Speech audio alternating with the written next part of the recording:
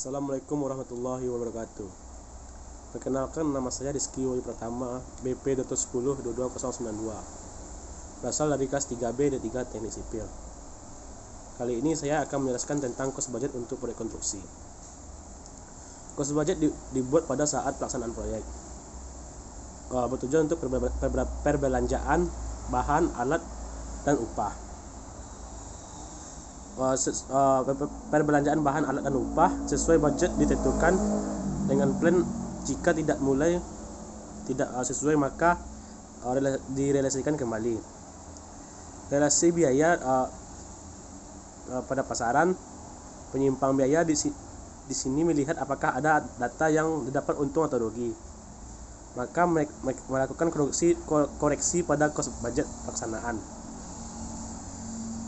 Selanjutnya, maksud dan tujuan. Yang pertama ada mematok biaya pelaksanaan agar mengetahui biaya apa saja yang digunakan. Yang kedua, untuk memberikan batasan uang yang disediakan untuk biaya pelaksanaan proyek agar tidak terjadi kesalahan pada saat serah terima uang yang menyebabkan kerugian. Oleh karena itu, cost budget harus realistik terhadap kenyataan pelaksanaan. Yang ketiga, perbedaan cost budget dengan cost estimate. Cost estimate diperlukan untuk perkiraan harga penawaran. Selanjutnya, untuk keperluan X tertentu, format tidak standar. Kalau cost budget diperlukan untuk biaya produksi atau pelaksanaan. Yang kedua, untuk keperluan internal. Yang ketiga, format standar. Hitungan cost budget dan cost estimate. Cost estimate didasari oleh cost budget yang direalistik tambah markup. Cost budget mendahului cost estimate. Cost estimate diperkirakan 3 persaingan dijabarkan dalam cost budget. Kontraktor dan akan melakukan perencanaan biaya yang dipatok oleh cost budget. Cost estimate tidak didahului cost budget. Pada 1, karena waktu diberikan cukup. Pada 2, karena waktu diberikan cukup sangat terbatas, semua mungkin terjadi. Cost budget tetap realistik. Cost budget terbagi 3, itu ada cost budget biaya langsung ditambah cadangan ditambah cost budget tidak langsung. Selanjutnya ada cost budget pengendalian atau kasus dianggap linear. Di sini ada grafik yang dapat dibaca. Cost realisasi akan hasil titik evaluasi dengan pertengahan penyimpangan. Selanjutnya ada strategi pelaksanaan. Ada 2 pertimbangan atau debye of make decision. 1, bila keputusan buy maka procurement issue. Yang kedua ada bila keputusannya make maka resource issue.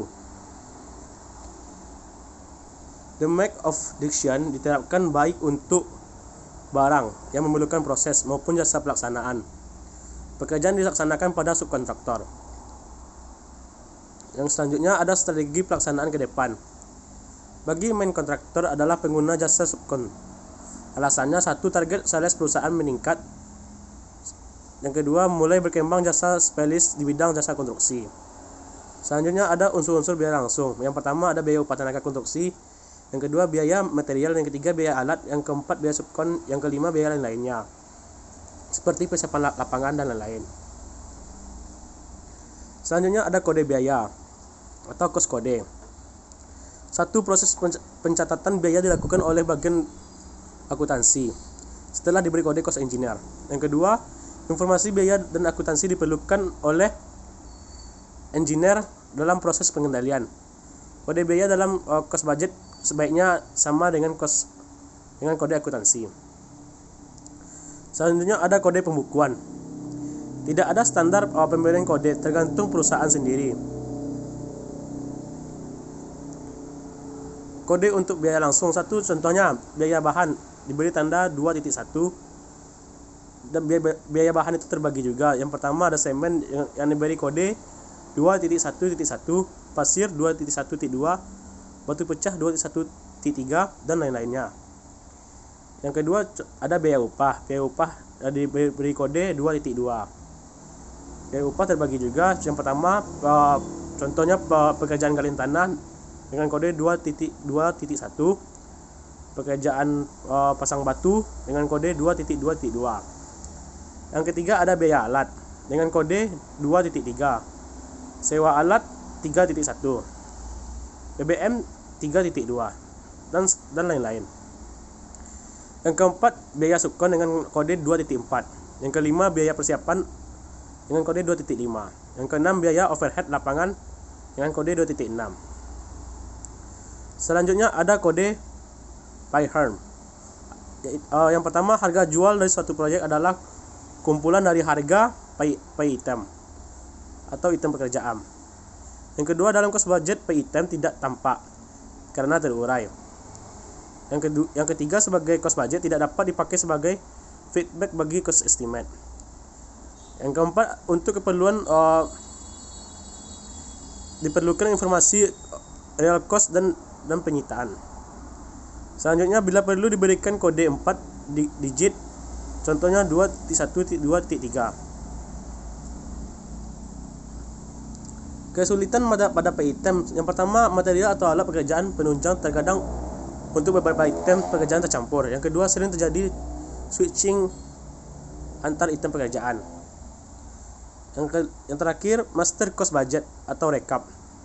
Dari rincian harga penawaran yang tercantum dalam kontrak harus diuraikan menjadi anggaran pelaksanaan. Kemudian direkap menjadi master anggaran. Harga penawaran dalam kontrak jenis pengerjaan sama dengan quality kali harga satuan sama dengan jumlah harga. Sekian penjelasan tentang cost budget di dunia konstruksi. Lebih kurangnya mohon maaf. Assalamualaikum warahmatullahi wabarakatuh.